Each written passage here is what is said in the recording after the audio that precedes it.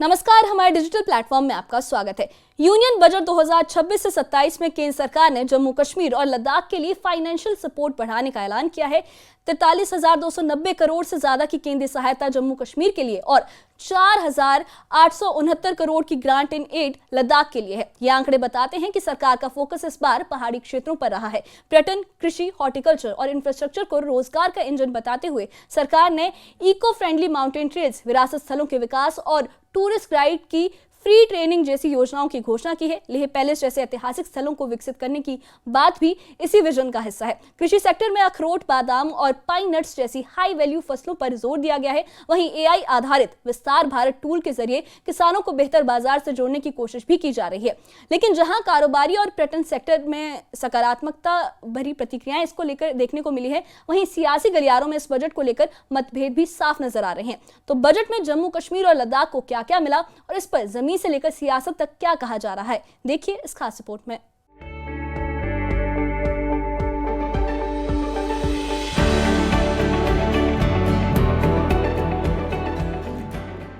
वित्त मंत्री निर्मला सीतारमण ने संसद में यूनियन बजट 2026 से 27 पेश किया। केंद्रीय बजट 2026 से 27 में जम्मू कश्मीर को 43,290 करोड़ से ज्यादा की केंद्रीय सहायता दी गई है।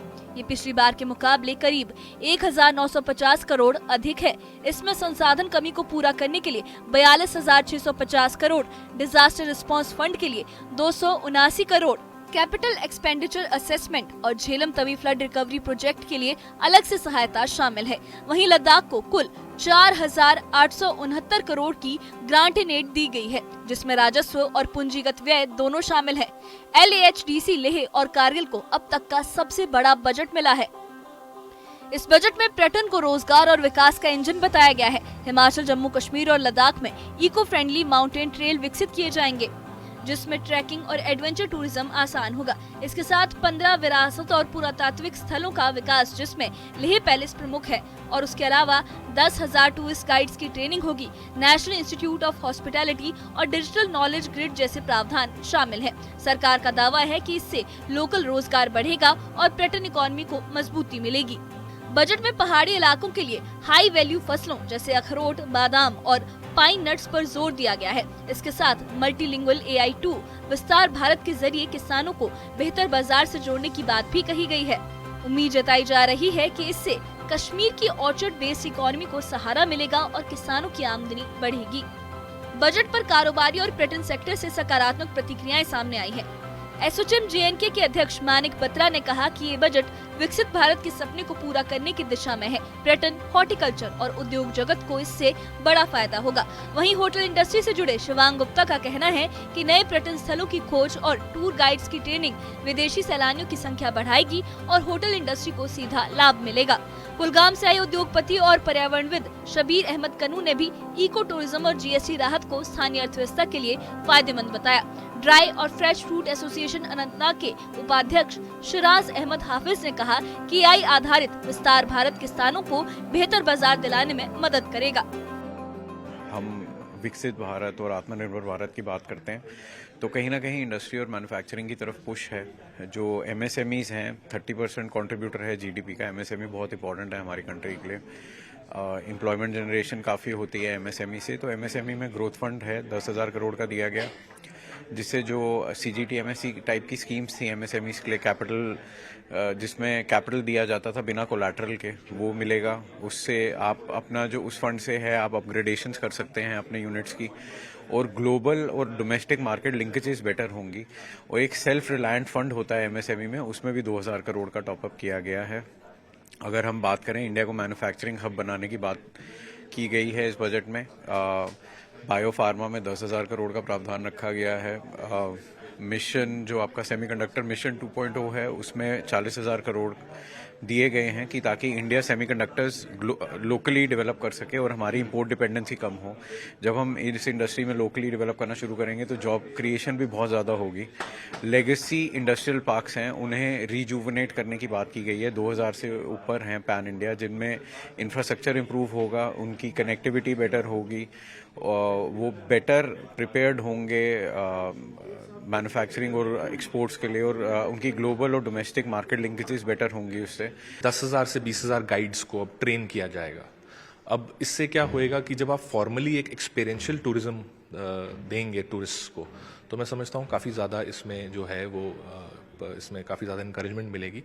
बट इसमें स्पेसिफिक जे.एंड.के के लिए बात ये और उत्तराखंड रीजन के कि माउंटेन ट्रेलिंग जो है, जो काफ़ी ज़्यादा अमेरिकन टूरिस्ट और यूरोप टूरिस्ट जो हाइकिंग करते हैं, अपना विजिट करते हैं, जैसे एल्पाइन लेक्स हमारे यहाँ पर, कोसरनाग लेक है आपके यहाँ पर हमारे कुलगाम डिस्ट्रिक्ट में, उसके अलावा हमारे पीर पंजाल रेंज बहुत ब्यूटीफुल है, जहाँ पर काफ़ी अच्छी स्नो कैप्ड माउंटेन्स हैं, काफ़ी अनएक्सप्लोर्ड जगह हैं जो हाइकर्स पसंद करते हैं।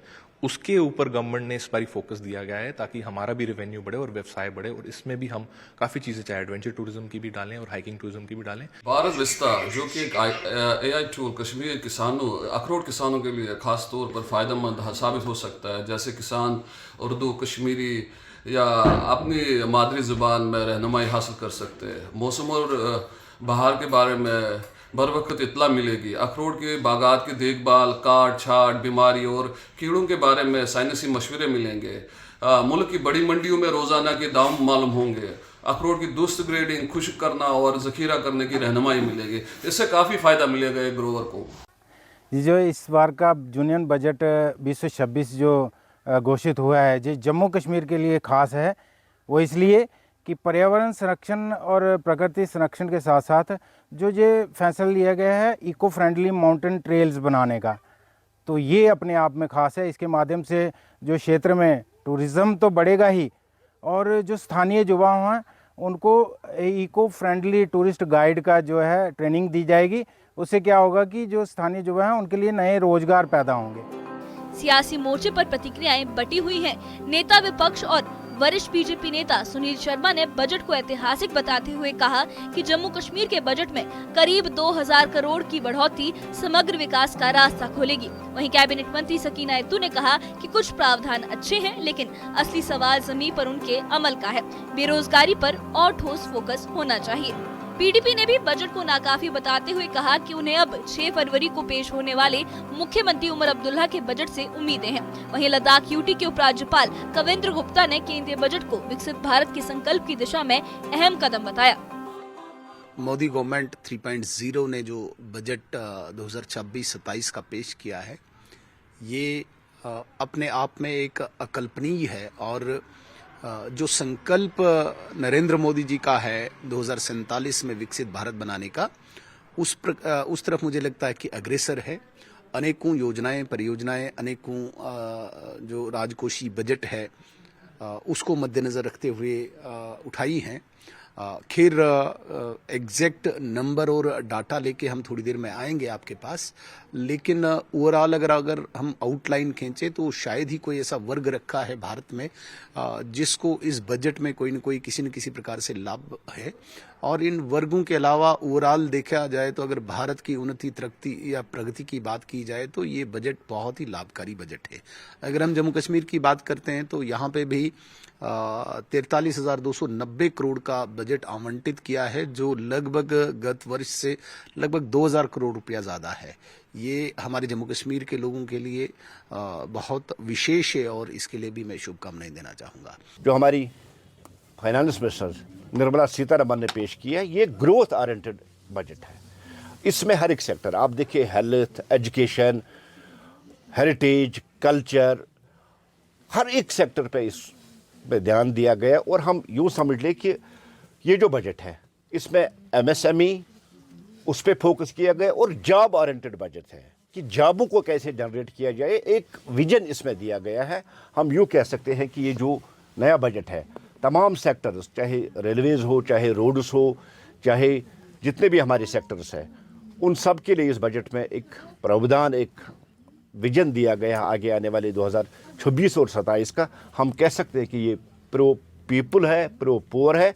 यहाँ इतने सारे लोगों की जानें गई हैं, इंफ्रास्ट्रक्चर को इतना डैमेज पहुंचा हुआ है, तो जब बात करते हैं नया कश्मीर की, तो मेरे ख्याल से बजट में सबसे ज़्यादा जो अहमियत देनी चाहिए थी वो जम्मू कश्मीर में हर सेक्टर को देनी चाहिए थी, सिर्फ हॉर्टिकल्चर को नहीं, बल्कि हॉर्टिकल्चर में भी आप और नए कुछ चीज़ें कर सकते थे जिनसे किसानों को फ़ायदा हो सकते। आप KCC लोन माफ़ कर सकते थे, जो एक बहुत देरीना मांग है, देरीना डिमांड है। पिछले 5-7 साल से बजट है वो पीपल फ्रेंडली रहा है, और उसमें हर वर्ग को ध्यान में रखा गया है। उसी आधार पर इस बार जो उन्होंने आर्कियोलॉजी और ये अपने टूरिज्म को हर जगह बढ़ावा देने का प्रयास किया है, और मुझे उम्मीद है कि लद्दाख में भी जिस प्रकार से हमारी इकॉनमी उसी पर चलती है, तो टूरिज्म को बढ़ावा दिया जाएगा, और जो भी उसमें बातें होंगी हम उसी आधार पर टूरिज्म वहाँ से ज़्यादा बढ़े, इस प्रकार की हमारी कोशिश है। और शहरी खास अम खतर गोस बजट अलग यून थवन इस खाली शहरी खासस पर खर्च कर ये सड़कन पे लेन ये ड्रेनेज सिस्टम खराब वन रूद पे ये आब गसान जमा बेरोजगारी ज्यादा ये लुक ऑटो चलावान नत सामान कनान कुन जाए पटरी वटरी पे, मगर इन सिक्योरिटी इन पार्किंग इन रूटन दिवान नेरने कह सोमो वाले वन पन कत मतलब कि जन ये वन हैंडीक्राफ्ट सरान तथ मज आय वह मशीन हज यम जन हैंडीक्राफ्ट वाले नुकसान गो यम अथ कर बिचार तम ब्रो कम ज़रान मगर वह गो तिहुंद रोजगार इम्पैक्ट। कुल मिलाकर यूनियन बजट 2026 से 27 में जम्मू कश्मीर और लद्दाख को फाइनेंशियल सपोर्ट तो बढ़ा है और पर्यटन और कृषि पर साफ फोकस दिखता है, लेकिन सवाल वही पुराना है, घोषणाएं कागजों तक सीमित रहेंगी या जमीन पर उतरेंगी। Bureau report, news 18। कुल मिलाकर यूनियन बजट 2026 से 27 में जम्मू कश्मीर और लद्दाख के लिए फाइनेंशियल सपोर्ट में बढ़ोतरी जरूर हुई है और पर्यटन और कृषि पर साफ फोकस भी दिखता है। कारोबारी संगठनों और पर्यटन सेक्टर को इससे उम्मीदें हैं कि इससे रोजगार और स्थानीय अर्थव्यवस्था को मजबूती मिलेगी, लेकिन सियासी मोर्चे पर सवाल अब भी कायम है। बेरोजगारी, जमीनी अमल और योजनाओं की रफ्तार को लेकर सरकार के लिए चुनौती यही है कि बजट की घोषणाएं कागजों से निकलकर जमीन तक पहुंचे। अब निगाहें आने वाले महीनों पर हैं। क्या ये बजट वाकई जम्मू कश्मीर और लद्दाख के लिए बदलाव की शुरुआत बनेगा या फिर ये भी एक और वादा बनकर रह जाएगा? इस बारे में आप क्या सोचते हैं? आपकी क्या राय है? हमें कमेंट बॉक्स में अपनी राय जरूर बताइए और इससे जुड़े अपडेट्स के लिए और ऐसी ही खबरों के लिए हमारे चैनल के साथ बने रहिए। हमारे चैनल को सब्सक्राइब करिए। शुक्रिया।